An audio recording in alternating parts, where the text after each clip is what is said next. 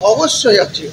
আধিকারিকরা, ল্যান্ড ডিপার্টমেন্টের আধিকারিকরা বেলারও যাতে বলছে, তারপরে পুলিশের এক শ্রেণীর আধিকারিকরা সরাসরি, আমি এর আগে বলেছি যে বড়ুয়া ব্লক, সেখানে যারা পুলিশ প্রশাসনে আছে, যারা ল্যান্ড ডিপার্টমেন্টে আছে, যারা আমার ব্লকে কদিন আগে, এক সপ্তাহ আগে ট্রান্সফার হয়েছে ভরতপুর, বেলডাঙ্গা 1, বেলডাঙ্গা 2, তারা মমতা বন্দ্যোপাধ্যায়ের যে আসল উদ্দেশ্য, যে কর্মপন্থা বা যে উন্নয়ন, সেটাকে মমতা বন্দ্যোপাধ্যায়কে প্রতি দুর্নাম এনে দেওয়ার মতো কাজ অনেকেই যুক্ত আছে, করছে। সরকার মমতা বন্দ্যোপাধ্যায়ের আজকের দিনে 3 বারের মুখ্যমন্ত্রী, দল ক্ষমতাসীন দল, সেই দলের মধ্যে কিছু বেনজল আছে।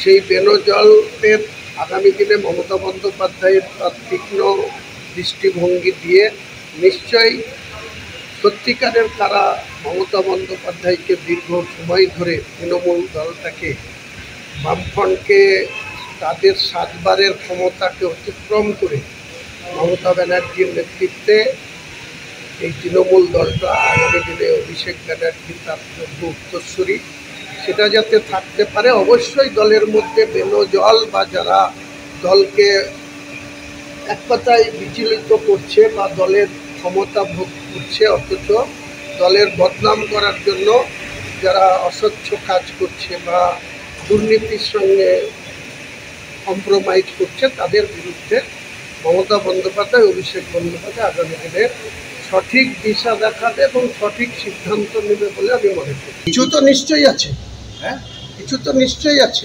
মানে দুর্নীতি লোক, ধরুন দেখুন, সেখানে কিছু কিছু এলাকা আছে যেটা বর্ডার এলাকা আছে, তারপরে কিছু ব্লক আছে বীরভূম লাগোয়া, সেই সব জায়গাতে যে সমস্ত ধরেন পাবলিকের যে সমস্ত ইনস্ট্রুমেন্ট দরকার হয়, পাথর, বালি, বিভিন্ন যে দরকার হয় বাড়ি তৈরি করতে গিয়ে, সেখানে আমরা লক্ষ্য করছি যে এক শ্রেণীর অসাধু ব্যক্তিদের হস্তক্ষেপে 1 লরি বালি যেখানে 30,000 টাকায় পাওয়া যাওয়া উচিত, সেটা 40,000 লাগছে, গুনতে হচ্ছে।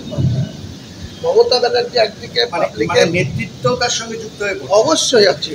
আধিকারিকরা, ল্যান্ড ডিপার্টমেন্টের আধিকারিকরা বেলারও যাতে বলছে, তারপরে পুলিশের এক শ্রেণীর আধিকারিকরা সরাসরি, আমি এর আগে বলেছি যে বড়ুয়া ব্লক, সেখানে যারা পুলিশ প্রশাসনে আছে, যারা ল্যান্ড ডিপার্টমেন্টে আছে, যারা আমার ব্লকে কদিন আগে, এক সপ্তাহ আগে ট্রান্সফার হয়েছে ভরতপুর, বেলডাঙ্গা 1, বেলডাঙ্গা 2, তারা মমতা বন্দ্যোপাধ্যায়ের যে আসল উদ্দেশ্য, যে কর্মপন্থা বা যে উন্নয়ন, সেটাকে মমতা বন্দ্যোপাধ্যায়কে প্রতি দুর্নাম এনে দেওয়ার মতো কাজ অনেকেই যুক্ত আছে, করছে। এটাগুলোকে চিহ্নিত করতে পারে, চিহ্নিত তো নিশ্চয়ই করা যাবে, চিহ্নিত করা যাবে এবং সেটা হচ্ছে।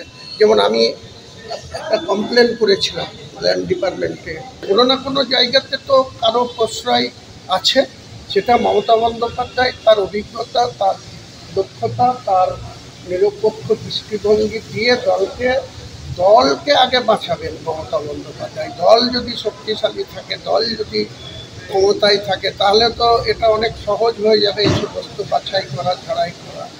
বিরোধী দলে থাকলে তাদেরকে অনেক কিছু ন্যায় অন্যায় মেনে নিতে হয় ক্ষমতাসীন হওয়ার জন্য, কিন্তু যেহেতু দল মমতা বন্দ্যোপাধ্যায়ের নেতৃত্বে ক্ষমতাসীন আছে, মমতা বন্দ্যোপাধ্যায় ঠিক দেখবেন আসল জহুরি কারা, সেটা নিশ্চয়ই তিনি। আপনার জেলার কী অবস্থা? আমার জেলাতেও ভালো রেজাল্ট হয়েছে, আপনারা জানেন। দীর্ঘদিনের এমপি, 25 বছরের এমপি অধীর চৌধুরীকে হারানো গেছে। 3টে এমপি জিতেছি। আমাদের পাশের জেলা মালদা তো অপেক্ষাকৃত খারাপ হয়েছে, কিন্তু আমরা মুর্শিদাবাদ জেলার মানুষ যেভাবে মমতা বন্দ্যোপাধ্যায়ের প্রতি আস্থা রেখেছে, অভিষেক বন্দ্যোপাধ্যায়ের নেতৃত্বের কী অবস্থা? নেতৃত্বের সংশোধনের প্রয়োজন আছে, শুদ্ধিকরণের প্রয়োজন আছে। জেলার নেতৃত্ব যারা করছেন, তাদের মধ্যে আমি আপনাকে বলছি মানসিকতার অনেক অভাব রয়েছে। তারা গ্রাস রুটের বুথ, অঞ্চল বা ব্লক বা জেলা লেভেলের নেতৃত্বের সঙ্গে সবার মনোমালিন্য। মানে যে একটা দল, আমরা দীর্ঘ 30 বছর যখন কংগ্রেস করেছিলাম, আমাদের মধ্যে একটা একতা, আমাদের মধ্যে একটা অ্যাক্টিভিটি বা আমাদের মধ্যে কোনো একটা সিদ্ধান্ত নিলে সেটা সার্বিকভাবে ইমপ্লিমেন্ট করার যে বৃহৎ যেটা থাকতো, সেটার অভাব আছে। সেটা নিশ্চয়ই আগামী দিনে নেতৃত্ব দলের মধ্যে মমতা বন্দ্যোপাধ্যায়ের যে ত্যাগ বা মমতা বন্দ্যোপাধ্যায় যেভাবে তার রাজনৈতিক জীবন শুরু করেছিলেন, দীর্ঘ সময় ধরে তেনার যে নিষ্ঠা বা ত্যাগ বা পরিশ্রম, এটার তো কোনো বিকল্প পশ্চিমবাংলায় কেন, গোটা ভারতবর্ষেই আজকের দিনে মমতা বন্দ্যোপাধ্যায় খুঁজে পাওয়াটা খুব বিরল। কিন্তু দল যখন ক্ষমতায় এসছে, দলের যখন পরিধি বেড়েছে, যখন কর্মী সংখ্যা বেড়েছে, নেতৃত্ব বেড়েছে, তখন অবশ্যই দলে 2011 সালে ক্ষমতায় আসার পর মমতা বন্দ্যোপাধ্যায় 7 বারের সাংসদ ছিলেন, রেলমন্ত্রী ছিলেন, আরও অন্যান্য যুব কল্যাণ দপ্তরের মন্ত্রী হয়েছিলেন। ওনাকে একটা লিখিত কমপ্লেন করার পরই দেখা যাচ্ছে অ্যাকশন হয়েছে, তাদের ট্রান্সফার করে দেওয়া হয়েছে।